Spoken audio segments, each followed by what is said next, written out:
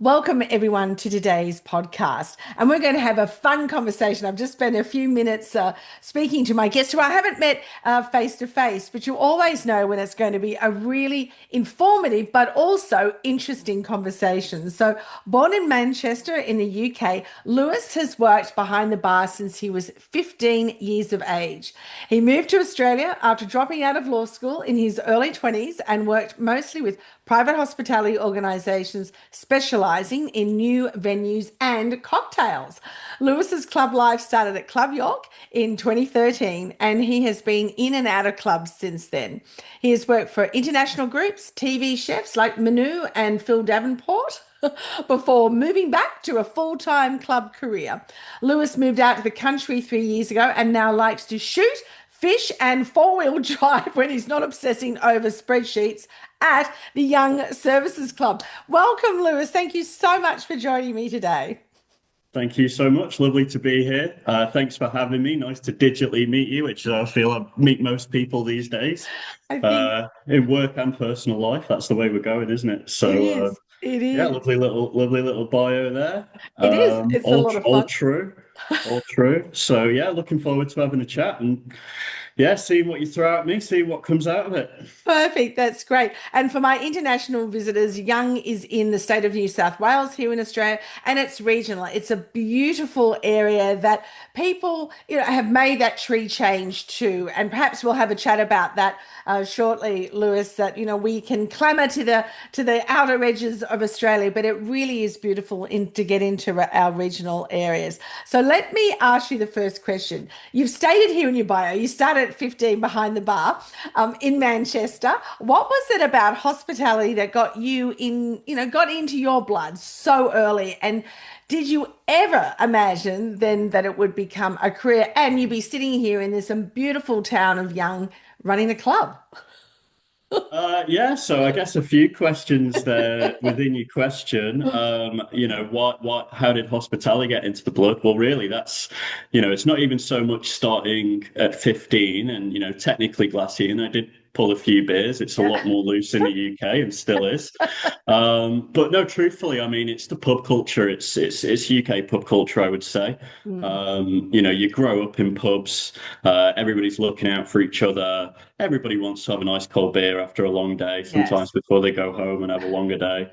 And just being from the age, well, from being born, I guess it might have been the way things were here, 40, 50 years ago. That's what I grew up with in the UK, in that, yeah, you go wet the baby's head and, from then you're in the pub and maybe the barman's looking after you or an uncle or an auntie or, whoever. You might go see your dad when you need a packet of chips and Yes. that's it. And then you're running Mm. around and yeah, just growing up in that pub culture, I guess. That was, I've always loved hospitality venues. I've always, liked being in those social environments. And Mm. yeah, I mean, I was working in some capacity from 12 or 13. I worked at a market stall and then, ended up the first real one was, yeah, what you would loosely call a nightclub. It's sort of like a conservative club and function room, very old school British, collecting glasses and Yes. then pulling a few beers at 15, 16. And yeah, I like that. And I didn't really fully get into hospitality until I was in university studying. Mm. And I took a part-time job, to pay for things. Yes. Yeah. And that was with Weatherspoons, which if you've been to the UK, you might not think that that's a great place to start. But it really was. They had 1,000 pubs at the time, so I got a Mm. really good introduction and structure to Yes. hospitality. Mm. A good education, Mm. more than just the people side of it, which is the most important. I was Mm. able from a pretty young age, say 20, 21, able to already be on that management track, to already be on that training, Yes. and that was great. As far as I'm trying to piece the other questions, think parts of your question together. I guess, did I see myself doing that long term? Yes. No, No. no is the short answer. No, I think you come, well, for me, yeah, pretty well pressured. I don't want to blame anybody. It was an adult, but pressured, I guess, into doing something with my brain that other Right. people thought was a good thing to do. Mhm. And yeah, I was not bad at it, but it just wasn't me. Is Uh, this university you're talking yeah, about? Yes, university. yes. So, it's sort of one of those things. My mum and I hope she doesn't see this, but my mum used to say, you can be anything you want as long as you're a doctor or a lawyer. And I that's, think I add plumber to that as well because there's a heck of a lot of rich plumbers out there. it would be a very different conversation today, I think. I almost did, I had an opportunity to be a Sparky, and maybe that would have been the way to go. But no, I ended up doing spreadsheets instead at the end of the day. But no, I mean, I think I probably fully committed to it. I think I was subconsciously committed to it pretty early, Yes. and maybe, not really knowing that that was the way I wanted to go Mm. until uni blew up and I went, I don't want to do this. I'm not finishing it. I'm not doing my practicing certificate. I'm not doing this lawyer stuff. I don't want to sit in an office. It's boring. I hate it. I'm quitting, and I'm going full time in the pub, which you can imagine how well that went down Yes, with yes. mum. But no, people were supportive. Saved up a bit of cash, came out here, and then yeah, between living in Australia, backpacking, Mm. working in bars, meeting people, and into the summer I got into after that. Probably some time between working in Fortitude Valley in a flair cocktail bar and working for Cirque du Soleil in the VIP. I went, yeah, Gosh. I could do this forever. Mm. Yeah, I'd say that's where it came when I got here, is when I thought, yeah, this is it. Yes, yeah. And Mm. and and I'm sure your mother is very proud of where you are now. She is now. Yeah. Yeah, we're in the payoff phase, Michelle. We're okay now. Yeah, yeah, yeah. Years of finishing at 4 a.m. and being broke, she Yeah. probably wasn't quite as impressed. Probably not. And but what's so interesting, Lewis, is so many in the hospitality industry, and particularly in clubs, that's how they start off. They're at Yep. university, it's a second job. But what we need to see, we constantly say this in our clubs here in Australia, is you got to keep screaming it out. It's a great opportunity. There are Mm, so many jobs in it's this. unbelievable. It is huge. I think people can be really stymied into thinking, oh, well, it's just bar or it's just gaming. But when they get in, there's the dining, there's marketing, there's operations. It's a whole gamut of opportunities to create a career, isn't it? Yeah, well, I think there's a perception problem. There's a stigma, Mm. certainly in this country. If you go to some European countries, your service staff are professionals, right? This Yes. is not just a job. This is not a Mm. casual part-time, whatever. This is a career, and I take it serious and I'm a professional. And that might be a waiter. That Yes. might be, what would be here a casual bartender or something like that. Mm. But a lot more of the time they're on a track and they can see that potential career Mm. path there. Whereas here, that's the minority for sure. I think Mm. people fall into the business, and there's nothing wrong with that. It's a great Yes. place when you're a young person, if you're studying or if you're not quite sure what you want to do, Mm. to come and get some cash and get some work experience and maybe a bit of life experience if you're Yes. Yeah. if you're in a pub or a club. Mm.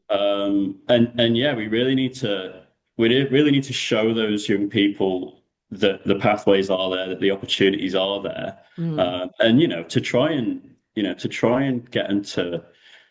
I mean, it's difficult changing perception on an entire industry and career. Yes. Mm. But you can sit here in this chair now and talk to people and say, yeah, well, probably was the last time I did a dishy shift 5 or 6 years ago. Yes. If you Mm. put the work in, the opportunity's there. And in Yes. clubs, particularly, especially now, I Mm. think for young people, it's probably never been better. Mm.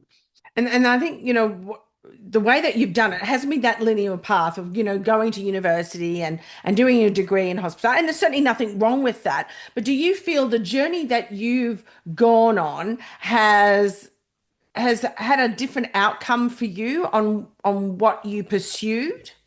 Yeah, yeah, Mm. definitely. So, I mean, it goes back, I guess, to yeah, right to the start. In that I was kind of lucky in a way Mm. that I did 3 years of academia, sort of saw that side of it, had a taste of where that goes and what that kind of looks like, and was able at a pretty young age to realize what I enjoyed and what I wanted to do, Yes. but then also to make a plan. Mm. Like this is as much as it hasn't been a linear path. I've always been one that has been career driven, and you've got to be. I don't think you get to where you need to be if you don't consciously pursue Yes. opportunities. Mm. And the main way that I sort of went about things was trying to just build my skill set. Mm. And those places where I was getting that mentorship or getting those opportunities to take on extra work. That's often the way it happens. Yes. Mm. Or be involved in things that were maybe a pay grade or two above where I Mm. was. When I had those opportunities, I took them. And then the other side of it is, and I guess this I don't think a lot of managers would say this, certainly not to the staff that work for them, but interview, interview, interview. That's what I did, even just for information, even just for feedback. If I'll go for a job that's 20 grand, 50 grand, whatever, over where I'm sitting right now, or it's in a much bigger place, or a Mm. different section of the industry, or has a interesting ownership, or whatever, and go, what, that would be fun, Mm. interesting. It would be motivating for me, and I could probably learn a lot. And it's about saying, okay, well, I'm good enough, right? It's compared to everybody else. Yes. You're not competing with the job description, you're competing with Mm. everybody else applying. So I think the best thing that you can do is sort of build that understanding of where you sit in your Mm. skill level, where you need to grow, where you need to develop. And while you're doing interviews, you might do 20 interviews, you might do 50 a year, you might not take Mm. another job. But you're going to get offers, you're going to get rejections, you're going to get feedback, you're going to get Mm. loads of information on in those different areas what a job might look like, and what those owners or managers are looking for. Mm. And yeah, you adapt, and when those jobs do come up and you do get them, you're giving yourself more options. Yes. And the other side of that is to not be afraid of leaving. Yeah. Change is Mm. key. Not, I guess I'm kind of, again, I'll say lucky quite a lot in that, that most of my career growth has come in the last few years. One, Yes. because I set myself up very well, Mm. but that's going from a sort of growth phase and development phase into okay, well, now I'm going to start putting my foot on the rung of that club ladder. Yes. Specifically, I have Mm. sort of distilled down where my skills are and where I want to be in Mm. a year, 5 years, 10 years, and then to just actually go and do it and move out to the country, or do whatever it is that you need to do. Yes, yeah. And I really love that idea of yours about taking, going for different interviews. And I know, a number of years ago, I used to work with a lot of people that had been, in a role for quite a while. And I said, go and do interviews, particularly of government and employees, and even those that have been in private practice, because I said it gives you that skill set. So you're not, not a nervous Nelly, so to speak. But Yeah. also, as you're saying, you're getting that feedback. You're getting feedback on what they're actually looking for now, looking at what your skill set is. You walk away going, okay, I may not get that role, but at least I know now if I want that role, I need to do X, Y, Z. And it's changing, particularly now. It's changing so fast. What are we actually looking for? So it's a great idea. I do a lot of disc behavioral profiling. I love that when I'm doing my leadership program. And on the last page, it always gives you probably 5 or 6 personal questions that you would use in a candidate role on a panel. And they're just so spot on because it gets you sitting there and thinking, if I get asked this question on the spot, how am I going to respond to it? So I think it also gives you a way to sharpen your mind as well. Yeah, 100%. Mm. And particularly if you're going for things that are a little bit different, or Mm. even getting those jobs that are a little bit different. There was a time when there are times where, okay, well, this is my first job as a restaurant manager. I've never run a Mm. restaurant. I've run bars. Yes. So you build your skill set that way, and yeah, 100%. You get all that feedback, you get all that information, Mm. and even it's one of those things that you often realize in retrospect. I've had jobs. I did 3 month stint in recruitment. Mm. Not for me. Terrible. Never would have worked out. more or less got fired. It was a handshake and walk away. They were good people, but it just wasn't me. Mm, But even that short 3 month stint working for a hospitality recruitment agency, mm, in this job now, I can refer back to that and I know the process and I know what happens with yes. fallovers internally and I know what percentages I should be Mm, looking for. And I know the motivations and that side of the on that side of yeah. the thing. So even that one, which was, one of my worst ones as far as was it a successful, I applied, I got the job. Well, I didn't apply actually. I went for another job and then they said, hey, you can talk. You want to work in recruitment and you're British. I don't know why they're always British in recruitment, so many of them. Oh, too, Probably you're because right. we can talk. It's mad. It's mad. Every time you're looking for a job, it's another pommy, which suits me quite well. Although it's more Jenny White in my case. But, Mm, saying all that, yeah, get out of your comfort zone. Get out of yes, your comfort zone. yes, Go and run. Go.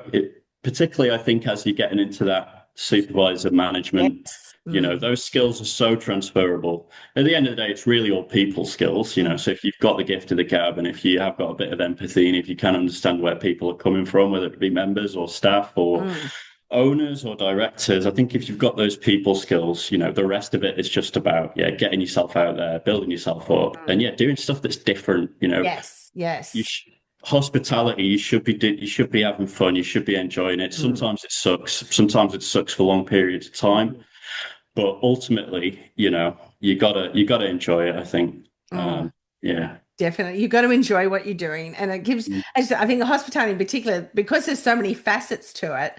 And, we're talking about, here you are in the registered club industry, but there's pubs, there's restaurants, there's hotels, there's so much in this industry. I love what you're saying. You've been on both sides of the fence. I like the, getting it from that recruitment side, but also being the glassy, now being the CEO. I'm sure you can certainly give advice to, if you were sitting across from a 22-year-old, say at the moment, they're doing that glassy shift. They're probably thinking, is this really for me? I don't know about this. What's the future like?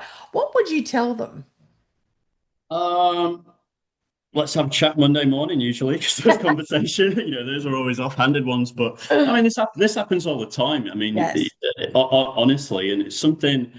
I'll work around your question a little bit if you don't mind. No, In that, fine. I think for me, the most important thing when you're in a senior role is to set up your middle managers, senior managers to be looking for those people, to be listening to those people. Yes. So it comes first in, I'd love to give you just, I'm going to have a yarn and I'm going to give them a job and I'm going to train them up myself. But really, it's about, in the first instance, having good human resources work, having Mm, good incentive systems, having good training systems, and budgeting and training your managers so that they can identify people who could be either particularly skilled at something. That doesn't mean that yes. you need to be the next CEO. It could mean that you'd make you might be dishy, but you might be great out the front Yes. as a soup, or you might be even down to your groundskeepers and things like that. It's like, well, hang on, you're not only have you got all these skills and you've done your TAFE and you've got your experience, Mm, but you're actually really good with people, mate. And yes. you're talking about, oh, he's a bit upset about this, and that golfer said this, and it's like you pick up those sort of ancillary skills, Mm, and I think probably it's important that you don't lead anybody on. I mm, think you get that a lot in hospitality, more in yes. private than in clubs, but you Mm, do. Yeah, yeah, you'll get there, mate. 6 months, we're going to put you on this, and mm, what I'd say to him is. Um, it's not easy. mm, It's not quick, mm. So really, it takes a lot of hard work. Yes. And you've really got to love it. You've really got to love it. Those are the people that I'm looking for. So Mm, if that classy comes to me or a bartender or anybody and says, "Hey, look, I really like this," and it happens all the time. People defer in university or yes. people that have come in and it's their first job out of school, or maybe they're older and they've done a career change from something. Mm, And they come in and go, "Actually, I really quite like this." The yes. first conversation I have is, all right, well, let's have a little yarn and see, if you're serious. Mm, Some people are just, and again, nothing wrong with this, but if you're focused on, I want to get the money, I want the power, I want the yes. title, I want to Mm, come to work in a suit, you're you not going to get there. You're not going to get there. If you come in and you go, oh, I love having a chat to the customers in the restaurant, I feel Mm. like I get home after at 2 o'clock in the morning and I feel like I really put a good shift in Yes. and you're that kind of attitude. All right, come and talk to me. Mm. Let's have a coffee. Where do you see yourself? And then it becomes kind of like a little bit like a job interview. Yeah. And then the first thing I'll say is, be patient. Hmm. Opportunities don't come up every 2 minutes, Mm. particularly regionally. There's not a Yes. lot of options. If you're in Sydney or Melbourne or any one of those big towns, that I mean, it's the same here, but you just have to be willing to move. I guess that's something Yes. that they have to Yeah. be willing to think about when they're young. Mm. But if you've got those opportunities and you're in a big city and you've got a lot of options, or if you are willing to move and you are willing to work hard and you do enjoy it, it's like, okay, what's the plan? Where do you want Yes. to be? Mm. Let's see how we get you there. And I Mm. think you've got to be looking at staff at every level. Mm. And the board should be looking at me like this, Mm. in that I want to get you up to the point that you are the absolute best you can be for us Yes. at the same time. And then after that point, we're developing you to do, your boss's job or Mm. something bigger, something better, something different. So, I think you go through these phases and these levels, and it might be through a management structure or Mm. or whatever. And when you get to the end of one of those little journeys, one of those little levels, I don't want to hold anybody back. I don't want No. to keep them No. down. I want to say, right, I can promote you here, I can use you there, I Yes. can Mm. give you a day a week doing this, or we can give you some external training, or you can sit Mm. with me or another manager and shadow them. And ultimately, if I haven't got space for you in a more senior position, I want you to go Mm. somewhere else and Yes. go get that job and get that progression Mm. somewhere else. That's probably what I'd say to them. Yeah. And I like, there was two things that came from that I really enjoyed hearing, Lewis, is the fact is the person's actually got to ask for it. I think too often I see really good staff that could certainly be on that career path, but they're waiting to be asked. Would Yeah. you like this job? And I've always said, you've got to ask. Your CEO or your B and C person, they can't read your mind. So go in and say to them, this is what I'm doing this course, or I'd like to do this, so I want to get there. And tell them what your dreams are or what your goals are. And as you said, then you can guide them on that path. And you may not have a role for them straight away, but it's at least acknowledging, okay, I know that, Fred or Mary are certainly interested. So then I can give them that extra day or that project and get them to see, do they really like it? And how can I work with them to do it, which is fantastic. Because too often I think people are just waiting for the job to come up or waiting to be asked. You think you've got to put your foot forward because sometimes it's a job that the boss hasn't even thought of that you could possibly do. 100%, one hundred Yeah. percent. And I think, this is not a business that if you want to get ahead, you can be timid. Yes. I Yeah. think you're going to butt heads with your bosses. My Mm. entire career, I've had some great ones, I've had some bad ones, but my entire career is butting up against people who are above me, Yes. and if you're a good manager, that's what you want. You want Mm. people pushing for the business, for themselves, because it's Mm. better for everybody. And I think what you don't realize, or it's something that you couldn't possibly understand when you're in that growth period of your career is, yeah, Mm. how time poor senior managers are, how it's going to sound horrible, but Mm. the amount of time, so I've got about 110 on the books and about 40 contractors, right? Mm. Imagine if I spent 10 minutes a day thinking about each one of those people. Yes. That would be, yeah, it's not You'd possible. have no brain space. We can't think, we can't manage on that individual level at Mm. this level. There is a system, and you're not going to get noticed if you don't make yourself stand out. Mm. Now, as I said before, I want to double down on that. It's my job and it's my manager's job to be keeping an eye out for those people. Mm. And when they do put their hand up or they do go that extra mile, that we are picking them, because not Yes. everybody has the confidence, especially the young ones, Mm. to go and say, hey, I think you're wrong, or I think we should do this. But Yes. when we do get those people speak up, or when they do have good ideas, you train them up, you build them up, you empower them. Mm, And you try and build those relationships through your organization. You try and build that structure through your organization mm, so they have got those pathways and opportunities. And yeah, it starts with incentives, starts with, good communications. mm. My supervisor, all my soups in this club, they do it in their own little clubs. But we've got a good soup team here. I'll drop in on, they have a weekly supervisor meeting where they go over everything top to bottom, any good ideas, any Mm, major issues with the venue managers. I'll go to probably every one of every three, one of every four if I mm. can. Sometimes I don't go for a couple of months, but I always Yes. read the reports and I'll Mm, follow up if there's something interesting. And it's about letting people feel heard, and recognizing where you can. But my advice to, that's again, clubs can be good for that. mm. You're not going to get that in a busy city pub. You're not going to No. get that if you work in, minibar at a hotel. Mm, So you really need to, make yourself stand out. And the way to do that is, by doing really good work, but, not biting your tongue, not sitting back, not mm. letting things go. I think being a thorn in people's sides, if you come in with solutions, Mm. can be a Yes. really good thing. And again, maybe a little bit cynical, but certainly from my experience, you have to realize when, you are just talking to a brick wall, Mm. Yeah. like it's horrible because on the one hand, you got to be patient and you got to work Yes. hard and you got to sit Mm. there and it's not going to happen overnight. But, if you're in a business and you feel like you're a top performer and doing well and that you're a prospect, Mm. and you're not being heard and you're not being seen, you need to go. You need to Yes. go Yes. because Mm.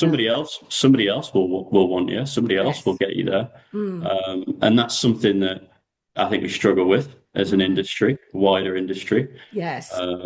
Yeah, it's losing people to shinier, Mm. easier, maybe better paying careers at the sort of less senior end. Yes. And Mm. it's really hurting us. It's really hurting us Mm. as an industry at this level and at those middle management levels. Mm. We don't have them because there's not been a pipeline for, for There most hasn't. people.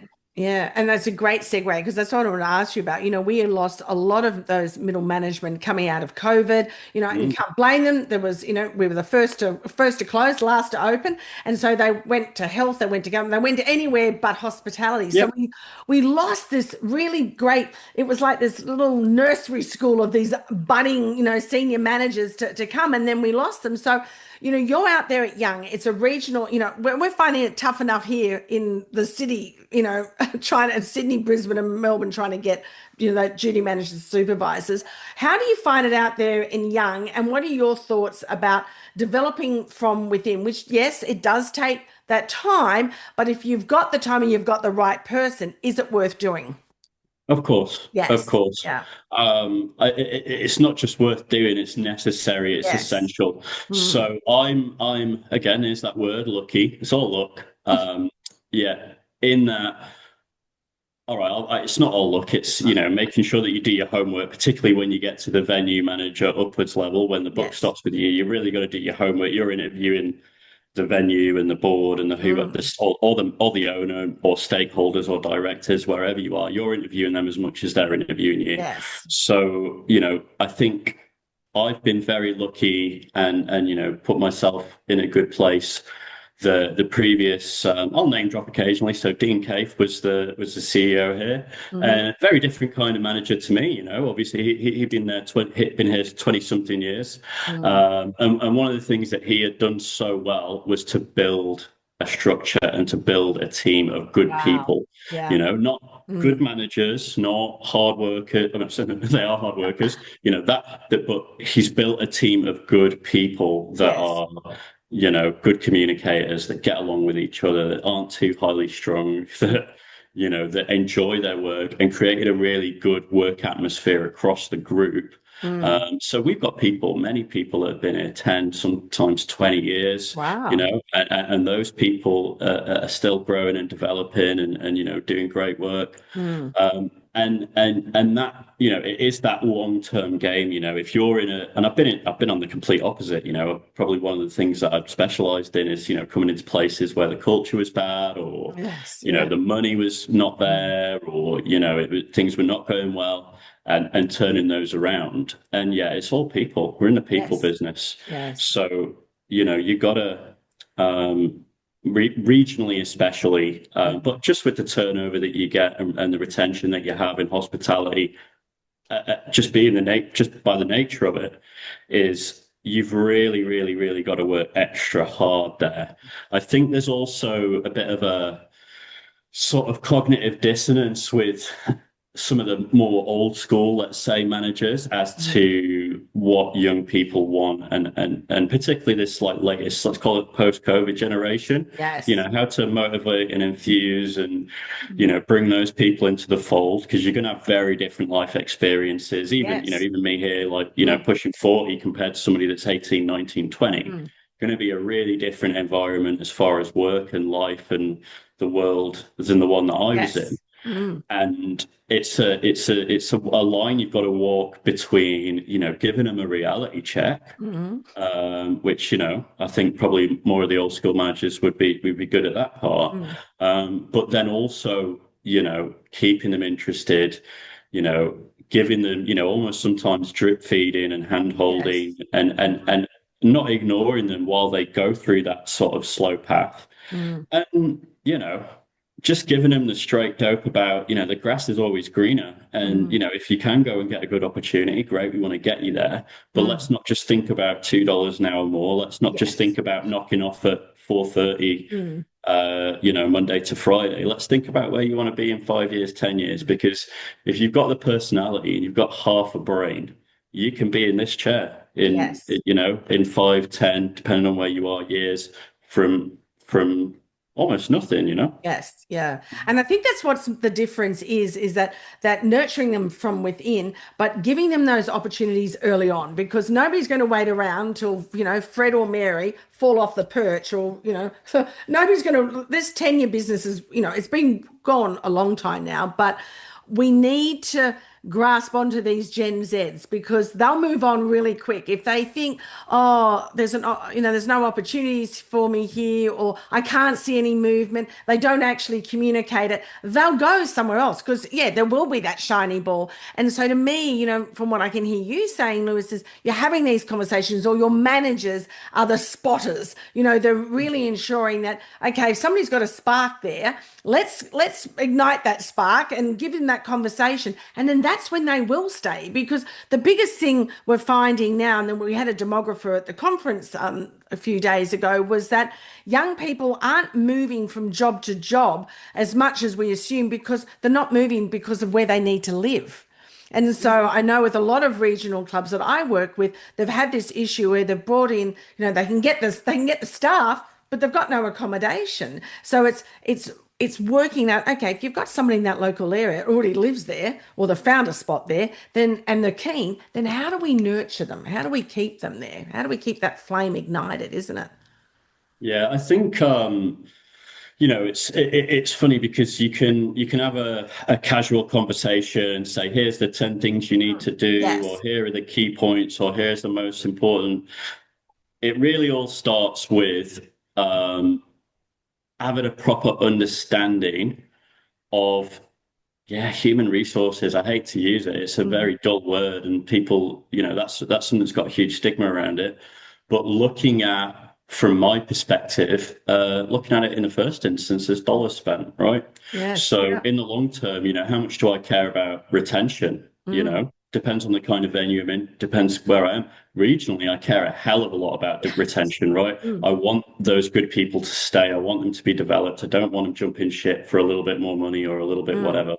So in the first instance, I think you've got to look at your business overall, and I think something clubs do somewhat well, sometimes for the wrong reasons, is they're happy to pay more than Mm. hospitality, because it's such a low barrier of entry in the first instance, and there's a tendency more in private hospitality to look for the cheapest workers, for the lowest hours, for the best sort of wage costs. And you can sit there at a 20% wage cost, and be laughing all the way to the bank if you're an owner. But if you're in my position, or if you're looking to have a long-term growth in your business, particularly of your team, then first things first, you need to pay it. you need to pay them, and that might look very different at, your casual versus your full-time versus your manager level. But I want to make this the best option for you if I want to keep you here, right? And if that means I got to give you more money, I'm going to give you more money. If that means that I need to train and develop you and you want to do that, then that's what I'm going to do. We get so many, sort of, well, back in the old days, it would have been, quid pro quos and things. These days we get, conferences and events and tickets to the footy through this and that. Use all those things. There's cost effective ways Yes. of developing your team. So we've got one, we got 6 Day of Origin tickets through a brewery, right? Yes. Come and, Yeah. then when you sit in the box and have a yarn and sell more beer to you, right? It's all Yes. sales. Okay, cool. I'll send a manager and I'll send 5 staff. Yeah. You guys go and have a great time. Mm. We've got a budget for training and development. We spend all this money on, send somebody on this course and go Yes. learn HR or go learn, go to the catering for non-catering managers in the CMA or whatever else. Take some of that budget, take some of that money and use it to enthuse your Yes. people. Use it so that it goes so far. It goes so far. Yes. It could even be as simple as, you got to do the little things like, so for our Christmas party, I don't get to see a lot of my staff Yes. most weeks, most months. Right, it's me and the directors. We're pulling the beers for the Christmas Yes. party. Yeah. This is my time to have a few hours where you've got a couple of drinks in you and I've got none. Yeah. Where we might have a little chat, and you might say what you really think, and you might say, "Oh, look, yeah, I don't think I'm loving this, or I really think I want to do this." Using those using those things and those sort of small periods of time that you Yes. might have with people effectively. Mm. And I guess the other one as well is yourself and your managers being approachable about these things, Yes. right? If Definitely. you put up Mm. that brick wall, or if you don't have the time, so if you get that dishy, you get that dishy and he says, I want to talk to you, you might not Yes. have time now, but give him half an hour, have a coffee, or 15 minutes even, or come back Yes. the next day. And it will pay off tenfold Oh, over time. definitely. Yeah, Yeah. definitely. And it's just encouraging them and giving them that ear, at least of being heard. That's what's important. I Mm. know some of the clubs that I work with who have got gyms. Well, everybody goes, oh, they just want more money, but the gym pass is really good. A lot of them have taken that up, or as you said, those different events that they can go to, or even developing their own professional development, and they get an opportunity to meet others outside, like we Yeah. were saying, coming down for the AGE, you bring some staff down, they get an opportunity to meet other people in our industry, but also see what's on the floor. And it's networking, but in a gentle way. You're not there to sell, you're there just to meet people. Let me ask you, you're down at Young Services Club, and which has grown considerably, because I want my listeners to hear a little bit about that. You're acquiring the golf club and the Sporties Bowling Club. When you look at what the club now offers this Mm. community, from Happy Soul Bistro to the bowling greens to the Federation Motor Inn, what's the vision driving all of that, Lewis? Because, we speak a lot about community in our clubs and what we do for that. So I'd love to hear your vision, yours and the board, because you've done a lot in a very short period of time. Yeah, well, first things first, not too much credit, please. This is a really, this is business that's been built over, decades and decades and Yes. decades. I think that's something that you got to recognize in the first instance, because there are Yes. so many regional clubs Mm, that have fallen over. There's towns that don't have a club anymore. mm. It's not an easy place to be, Yes. Yeah. in any way, shape, or form. So I think the first thing is to give credit to those that are here now that have done such a good job, and the people, the directors and the members and the town itself Mm. for supporting the club for 70 plus Yes. years, right? So in the first instance, that's got to be said. As far as what's the vision, what's the direction, what's Mm. the ethos of the group overall? So yeah, we've got a bowls club, we've got a motel, we've got a golf club. That they're all pretty good sizes, and then we got the sort of big beast that I'm in Yes. here. It's right in the middle of town. That's sort of the heartbeat. And you come into somewhere like this fresh as a blow-in, and I think the most important thing, and I will answer your question. I'm terrible, but I will.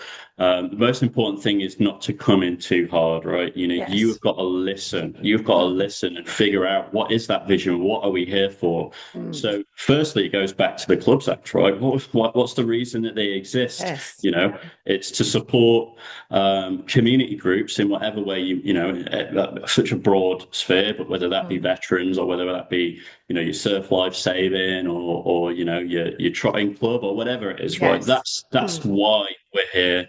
That's why we get the tax breaks and the poker machines and all that kind of stuff. So on the one hand, I think you've got what's the point in the wider industry of hospitality? Well, the answer Yes. there is our purpose is to show people a good time. We're Yeah. in the people business, we're in the fun business. We want to Mm. give good product, good service, good atmosphere. We want people to leave smiling, right? So Yes. that's Yes. that's the one that goes without saying. That's Mm. everywhere, whether it's a hotel or a club or a pub or whatever. Then I think, you're looking at, probably I think I normally do a strategic planning once a year and a big adjustment every 5 years or in a new role. I've Mm. done two, full day strategic planning sessions since I've been here. And in the first instance, I'm listening to the board and I'm listening to the members and I'm absorbing in that first year. Yes. Right. What do people use the club for? What do Mm. people care about in the club? Do they care about it? Right. Yes. You can have very different membership bases depending on where you are and what they care about. Mm. I'm lucky here in that this is a really important part of the town and even Mm. the wider region. And people really do care about it. There's not a Mm. lot of other options. There's a couple of good pubs around the area, but as far as somewhere to come and relax, bring the family or go for, we've got a Yes. fantastic golf Mm. course, to do these things that people love doing. They don't have a lot of other options. So you've got to understand how important you are Mm. in being a community space, in supporting those community groups, and being somewhere that people can just come and relax with their family Yes. or have a Yes. bit of socialization. It's Mm. more important than ever. And I think you have to take that vision and that drive from your membership through your directors and through your staff. They're the ones that are interacting with everybody on a daily Yes. basis. And Mm. you got to try and coalesce all that. And then you go into, okay, community, sports, and Mm. sustainability, or you strat plan what are those important things. Yes. And you get down into how do we break that down into measurable and achievable Mm. goals? How do we be a data-driven manager? Everybody loves that at the moment. How Mm. do we how do we turn that into something that's quantifiable, measurable, and on which we can assess our performance and adjust as we Yes. move forward, right? Because Mm. things change a lot. Yes. Like Mm. think about how important food is now versus 20 years ago. Yeah. Think about, the compliance landscape that we've Mm. got now compared to so many years ago. It's easy to put your own plans in place and your own Yes. thoughts, and there should be an element of that. Mm. But definitely regionally, it would be very different. I was talking about City Club, but Yes. Yes. regionally, you need to listen. You need to take all that on board. But you don't. You're there, I think, to facilitate. And I think the word I can't remember which manager. If it pops up, I'll give them a name drop. But there was a manager that told me, a CEO once, that we're custodians. That's what our job Yes. is. We're a Mm. custodian of a club. It's been here 70 or 100 or God knows how many Mm. years before you got there. And you might be there 5, 10. If you're there longer than that, you're either doing a very good job or Mm. you're sitting on your bum and waiting for retirement, one of the two. You need to, what's the word? Yeah, you need to take the skills that you've got and the experience that you've built and come in and not be afraid to make changes and not be afraid to do what needs doing, but all with that overarching strategy and that overarching set of goals, or however you do it in your own strategic Mm. planning, in mind. And Yes. yeah, I think as well, and there's a huge gap here between private, or profit and not-for-profit, let's say. Yes. In if you work for an owner, and that is their money. And I've been in this position more often than not. Mm. Your focus as a venue manager or CEO, or if you're a chef and you've got a roster of people, is going to be on numbers and percentages Mm. and how many schnitties did I sell and what was my, what's my gaming spend and what's, Mm. all those sort of hard data type things. And you have to be able to marry that up with the softer side, right? Those more nebulous sort of goals and targets. Mm. And I think a lot of CEOs, a lot of, it's difficult for boards, especially when they don't necessarily have that deeper understanding. You pull out a Yes. spreadsheet or Mm. accounting, tax, or what should a wage, what should a wage cost Mm. be? You have to take that overall, what do we want? What are we here for? Mm. And say, okay, well, in the broadest possible sense, here's how we achieve that. It's your job to say, okay, well, if we want to be the absolute best service, Yes. and I'm really trying to, it's a lot more complicated, a lot more, it's over a period of time, and, Mm. and it's about managing your board sometimes, it's about managing your owners sometimes. It's Yeah. okay, well, you want me to achieve this. This is how we're going to go about it. And often it comes down to educating them. Yes. So my experience in that regard goes from, somewhere like here, where I've got some really experienced people on the board as far as their business now. So, and I've got Mm. some, or I wouldn't say just here, let's say the last couple regionally, but I might have a grazier, do you know what I mean? He might be going out running 100 sheep and then Yes. coming to a board meeting. Mm. And you know what? He's been drinking here since he turned 18 or maybe a little bit longer. His dad was here, his granddad was here.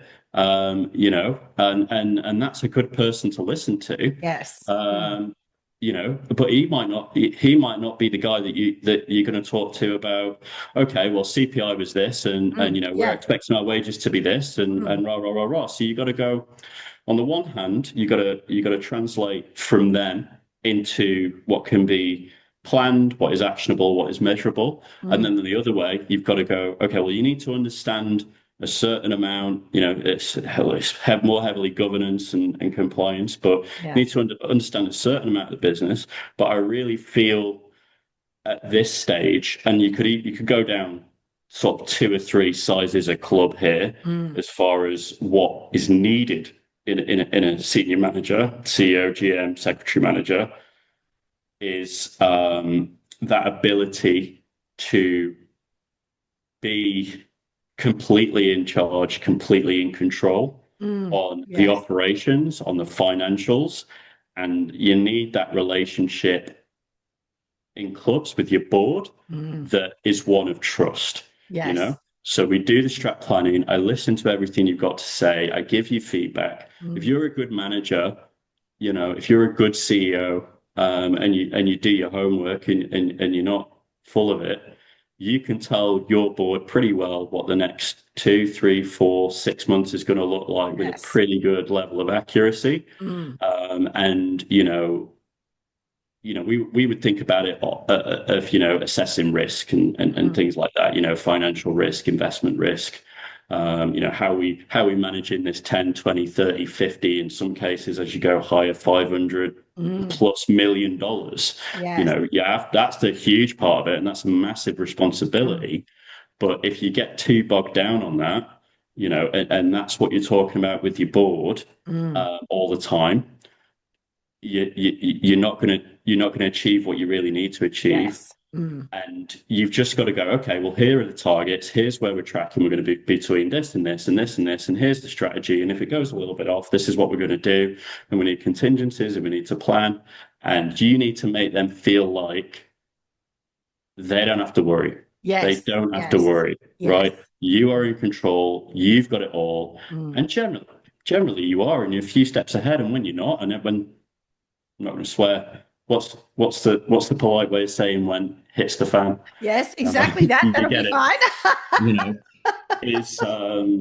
You know, is is that you remain calm and you stay in Yes. control and that you're Mm. not panicking and that you've got resources, whether it be Clubs New South Wales or Pig at Stinson, there you go, have a couple of name, Yeah. name drops, free advertisement, or whether it be another club manager that you trust. I still have Yes. mentors. I still have good mentors, Mm. even at this stage of my career, people that I can reach out to. that can help me in those situations. And Mm. sometimes my junior managers as well. More often Yes. than not, they're the Yeah. ones I get their opinion Mm. first. And you just, you've got to take all that accountability and responsibility. You've got to wear it. You've got to be good under Mm. pressure, and you've got to make sure that they are never worrying, that they feel like it's under control, because that's where they'll perform best as well. That's where you get Yes. the most out of them. Yeah, Yeah. definitely. I forgot the question now. I rambled It for a was while there, perfect. didn't No, we probably moved into the last question, but it was important, and I'm really thankful for you for sharing that, Lewis, because I'm sure there's a lot of listeners out there that are either on that career path of moving up into just becoming a venue manager or that COO, or have been a CEO for a long time. And it is, our whole boards are shifting too. They've gone from those that have, been that person who's been, part of the venue for a long time into let's look at who we need on the board in addition to them who have got some certain skill set that we need that we can bring you? into the organization. And having that beautiful blend really works well in a club, because you do need the people that are part of that community and have been there for a long time, and because they see things differently from somebody else who's coming from that very strong financial background, for instance. Yeah, so Yeah, it, 100%. Yeah, and you've got to, it's not our job to recruit a board. Like, no. we can't do that. But we can certainly identify those areas in governance meetings and things like that, where, Yes. hang on, are we 8 blokes around here? Well, that's not very good, is it? We're missing out Yes. half the frigging population. Are we That's all, right. it might be great to have, one farmer, but if we're 8 farmers, okay, maybe we need the real estate agent, or maybe we need Yes. the whoever. Mm. And to go out and to talk to people and to encourage them, to your Mm. board members. It's natural that people step down. It's every Yes. director I've ever met over the age of 50 is, oh, this is my last year. Yeah. How they are. Well, great. Well, who's coming in for you, mate? Then I want you to be having those conversations and trying Yes. to make sure that we've got that strength at that Mm. level. And yeah, sometimes you're stuck with who you're stuck with. But I think we're getting better at that. I think Clubs Mm. New South Wales is doing some good stuff with the AICD at the moment. Yes. Mm. I think we've fallen behind there compared to most industries over Mm. the decade or two. Governance is overrunning us, and that It is. longer term planning and that education that Mm. what's needed now. We're kind of overwhelmed. So it's about managing that whole thing from underneath. But it's Mm. good to see. It's good to see that is being developed by industry bodies and things like that. Yeah. Look, and definitely because it's there to support them, because it's a lot of responsibility that they take on their shoulders. Lewis, I have thoroughly enjoyed our conversation. Before we finish up, is there something that I haven't asked you that you'd like to share with our listeners about the hospitality industry and why they should get into it and stay in it? Yeah. I think probably if I can, two quick things. Yes. That I just love to take the opportunity to get out there. So the first one, why hospitality? Why stay in it? Because it's fun. Because Yes. it's people. It is hard at times. It is really hard at times. I've worked 70, 80, 100-hour weeks. I've done 14 days of 14 hours working in a frigging kitchen at pop-ups and this and that. And it is really, really, really hard.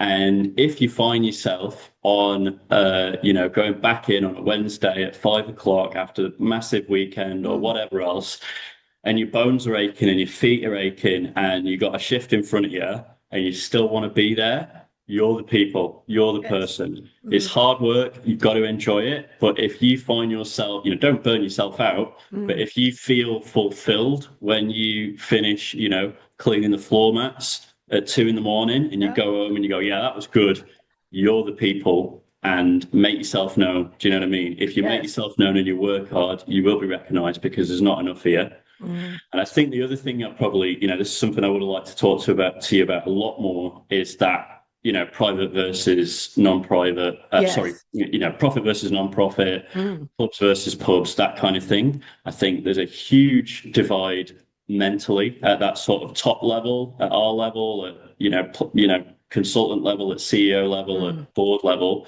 and owner level, thinking that we're different things. Mm. I think I'd just like to say essentially to those people, whether they be more on the club side of things, to be honest with you.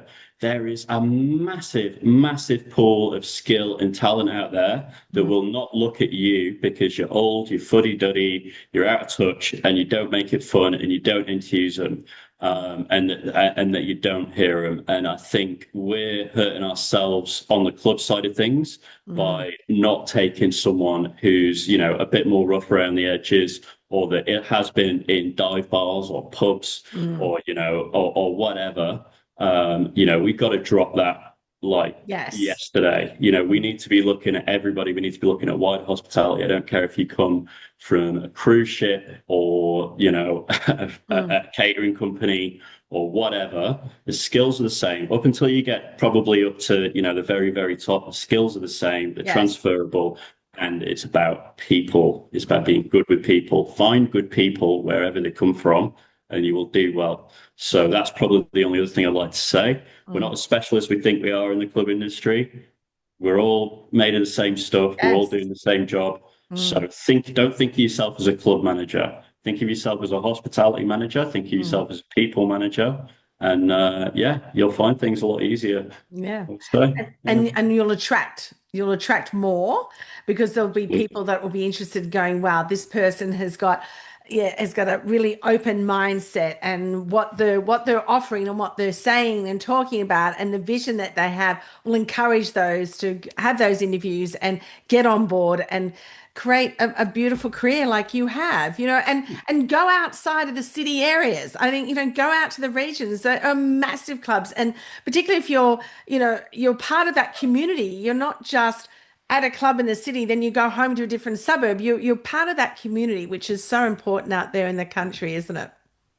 I will let you go. I know we're over time, but exactly what you just said, I think there's something that you really, really need to put a fine point on, and that's for those young people or those people Mm. that are maybe on the way there, is one, the